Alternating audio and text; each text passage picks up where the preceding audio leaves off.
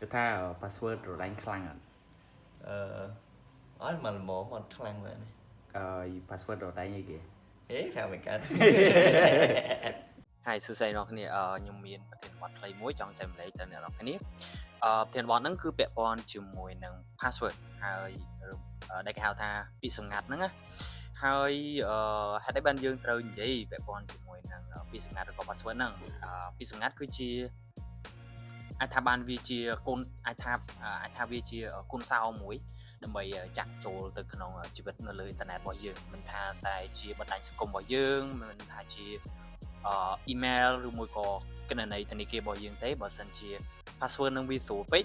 វាប្រៀបបានដូចជាយើងបើកទ្វារឲ្យជនខិលខូចចូលទៅលួច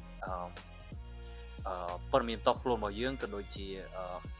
ចូលទៅលួចលុយរបស់យើងក៏អាចថាបានដែរអញ្ចឹងណាអញ្ចឹងសួរថា password សម្ងាត់ដែលខ្លាំងបែបម៉េចទៅដែលវាមានលក្ខណៈរឹងមាំទីមួយពាក្យសម្ងាត់ដែលល្អគឺត្រូវតែវែងខ្ញុំគិតថាធំ8ទៅ12ខ្ទង់ឡើងទៅគឺល្អហើយទី2គឺពាក្យសម្ងាត់ហ្នឹងមានវាបញ្ចូលរវាងអក្សរធំអក្សរតូចលេខនិងនិមិត្តសញ្ញាដូចជាសញ្ញាទ្រង់ជ្រូកសញ្ញាដុល្លារឬមួយក៏សញ្ញា add ផ្សេងជាទៅដែលវាជានិមិត្តសញ្ញាដែលធ្វើឲ្យអ្នកដែលចូលលួចព័ត៌មានរបស់យើងនឹងពិបាកទាយពាក្យសម្ងាត់របស់យើងពេលដែលយើងបង្កើតពាក្យសម្ងាត់យើងគួរជៀសវាងកុំប្រើពាក្យឬមួយក៏អក្សរដែលគេងាយប៉ាន់ស្មានទី1ឈ្មោះរបស់យើងកុំដាក់ password របស់យើងជាឈ្មោះរបស់យើងហើយទី2គឺថ្ងៃខែឆ្នាំកំណើតរបស់យើងហើយទី3គឺមានតួអក្សរឬមួយក៏លេខដែលងាយស្រួលទាយអញ្ចឹងណាឧទាហរណ៍យើងមិនគួរប្រើ password ដែលមានលក្ខណៈបែបនេះហើយយើងគួរប្រើ password ដែលមានលក្ខណៈបែបនេះតែវាពិបាកប៉ាន់ស្មានជាងហើយកន្លែងដែលយើងរក្សាទុកពាក្យសម្ងាត់ក៏សំខាន់ដែរកុំឲ្យគេដឹងណាបើសិនជាគេដឹង password ឬក៏ពាក្យសម្ងាត់ហ្នឹងគឺលេងសម្ងាត់ហើយបានន័យថាពេលដែលយើងមានពាក្យសម្ងាត់ល្អហើយនៅពេលដែលយើងមានពាក្យសម្ងាត់ដែលរឹងមាំដែលគេពិបាកទាយហើយឬមួយក៏ដែលគេពិបាកប៉ាន់ស្មានហើយយើងត្រូវតែរក្សាទុកពាក្យសម្ងាត់ទាំងអស់ហ្នឹងឲ្យល្អដែរហើយយើងអាចរក្សាទុកកន្លែងណាដែលយើងគិតថាមានសុវត្ថិភាពសម្រាប់ខ្ញុំផ្ទាល់ខ្ញុំណែនាំឲ្យប្រើកម្មវិធី online ដូចជា Google Keep Google Sheet ឬមួយក៏ Telegram ឬមួយក៏កម្មវិធី online ផ្សេងទៀតដែលអ្នកនរនេះគិតថាវាមានសុវត្ថិភាពសម្រាប់អ្នកគ្នានៅពេលដែលយើងរក្សាទុក password ឬមួយពាក្យសម្ងាត់ហ្នឹងនៅនឹងហើយគឺវាអត់បាត់ទៅណាលុះត្រាតែយើងបាត់ password កម្មវិធីទាំងអស់ហ្នឹងដើម្បីឲ្យកាន់តែសុវត្ថិភាពខ្លាំងជាងនឹងបន្ថែមទៀតហ្នឹងគឺយើងគួរបដូរពាក្យសម្ងាត់របស់យើងឲ្យបានញឹកញយ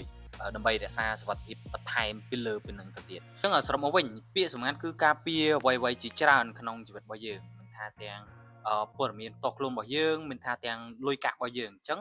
យើងត្រូវការពារវាឲ្យបានកុំឲ្យគេលួចយកបានកុំឲ្យគេ hack យកបានកុំឲ្យទុកឲ្យប្រយ័ត្នប្រយែងទាំងមិនថាទាំងបណ្ដាញសង្គមរបស់យើងមិនថាទាំង email ឬមួយក៏គណនីធនាគាររបស់យើងអ្នកទាំងគ្នាកុំតាន់អាលជឿខ្ញុំណាឥឡូវនេះខ្ញុំនឹងទៅសួរអ្នកដែលគាត់ប្រើប្រាស់បណ្ដាញសង្គមក៏ដូចជាអ្នកដែលមានគណនីធនាគារថាតើ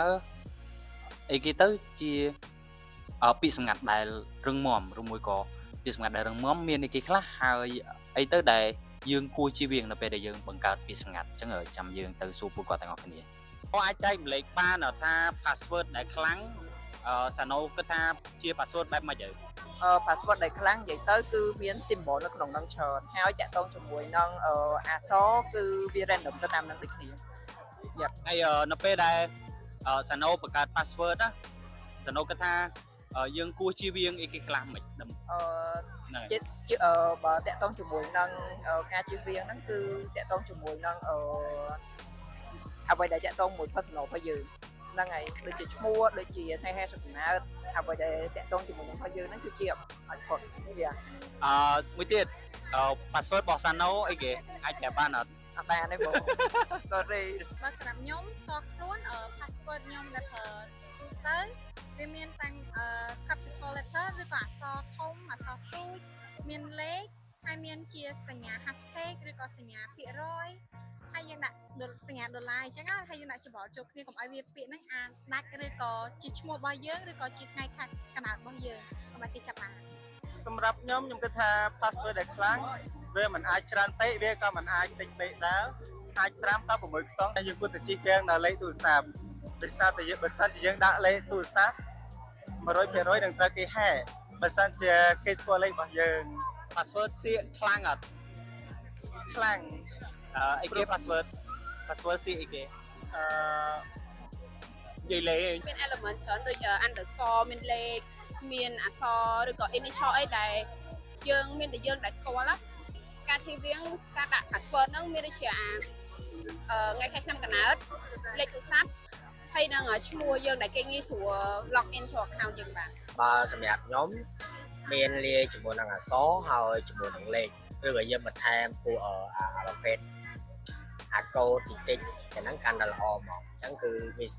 យស្រួលក្នុងការការពារសម្រាប់ការជៀសវាងអាហ្នឹងបទពិសោធន៍ដែលធ្លាប់នេះដែរភាគច្រើនកុំប្រើជាមួយនឹងការប្រើទៅលើឈ្មោះទី1គឺលេខទូរស័ព្ទជាងទី1លេខទូរស័ព្ទទី2ថ្ងៃខែឆ្នាំកំណើតទី3ទៅលើឈ្មោះពេញរបស់យើងព្រោះ3ចំណុចហ្នឹងសម្រាប់អ្នកដែលគាត់មានបំណងអាក្រក់ភាគច្រើនគឺគាត់ start ពីហ្នឹងទៅមុនគឺគាត់ start search ពីចំណុច3ហ្នឹងហើយចឹងបើសិនជាយើងប្រើទាំងអស់ហ្នឹងវាអាចបង្កើតហានិភ័យសម្រាប់ខ្លួនឯងដែរអញ្ចឹងបើជៀសវាងកុំប្រើទាំងអស់ហ្នឹង password ដែលខ្លាំងយើងគួរតែដាក់អក្សរលេខនិមិត្តសញ្ញាយើងដាក់លាយចូលគ្នាទាំងអស់បើមិនជាយើងដាក់តែអក្សរលេខទេពួក hacker វាងាយវាយបង្ហាញជឿវាងកុំដាក់លេខទូរស័ព្ទហើយនឹងព័ត៌មាននៃស្រៀនជាមួយនឹង Gmail ឬមួយក៏អីចឹង យើងអត់ចាំខ្លួនឯងហ្មង តែភ្លេចខ្លួនឯង password ខ្លាំង password ដែលខ្លាំងគួរតែចាប់ពីប៉ុន្មានខ្ទង់ 9 10ខ្ទង់ឡើង password រដែងខ្លាំងអត់ អត់មកល្មមអត់ខ្លាំងមែន password រដែងអីគេ ហេខៅមិនកើត អូខេឥឡូវអ្នកនរគ្នាបានស្ដាប់ពីមតិយោបល់របស់ពួកគាត់រួចហើយចុះអ្នកនរគ្នាហើយទៅដែលជាពាក្យសម្ងាត់ដែលរឹងមាំឬមួយក៏ពាក្យសម្ងាត់ដែលគេពិបាកប៉ាន់ស្មានអាច comment នៅខាងក្រោមនេះបានហើយសម្រាប់ខ្ញុំមានតែប៉ុណ្្នឹងទេអញ្ចឹងជួបខ្ញុំនៅវីដេអូក្រោយបាយបាយ